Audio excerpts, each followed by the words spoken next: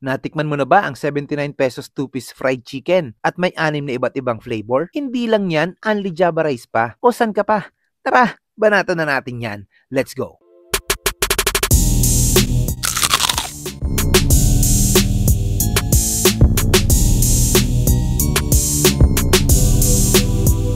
Ngayong araw nga ay nandito tayo sa Antipolo para tikman ang nagtitrending na 2-piece flavored chicken with only Java rice. Kung nagtitipid ka o matipid ka talagang tao, Lods, ito ang bagay sa'yo.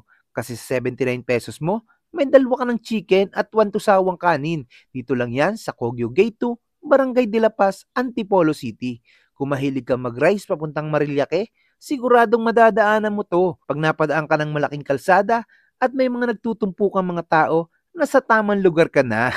Napakadaming pwedeng food tripan dito mga lods. Iba't ibang cart ang nakapila dyan. Nag-open pala dito ay 4 PM ng hapon hanggang 11 PM kung hindi ako nagkakamali. Ang napili ko nga palang food tripan dito ay si Amazing Taste, the original. Hindi pa nga nagbubukas si Sir ay makikita mo nang may nakapila na sa kanya. Sabi nga nung isang nakakwentuhan namin dito ay lagi daw siya dito bumibili kasi sulit at masarap. At napansin ko nga na bagong mantika yung nilalagay niya at araw-araw daw bago yung mantika niya. Ganito kalaking galon ng mantika yung nauubos ni Sir. Pagdating sa manok, 70 kilo araw-araw ang nauubos nila. Dati nga daw, dalawa lang sila dito na nagtitinda ng gantong chicken. Ngayon ay madami na sila nagbebenta ng 2-piece chicken na ganito kamura. Ang maganda sa manok ni tatay ay malasa na, lalo na pag nilagyan mo ng sauce, solid talaga. Kaya sa halagang 79 pesos, panalo ka na. Kaya hindi na namin pinatagal, bumanat na kami. Bago ko binanatan, naglagay muna tayo ng garlic mayo at ng sweet chili sauce. Kahit may init ay talo-talo na.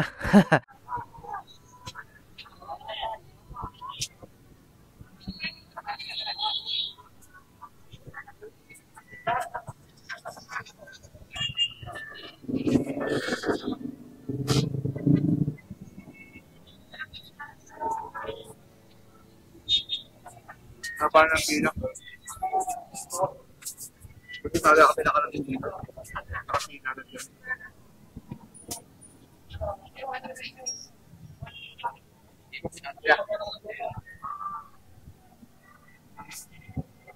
So,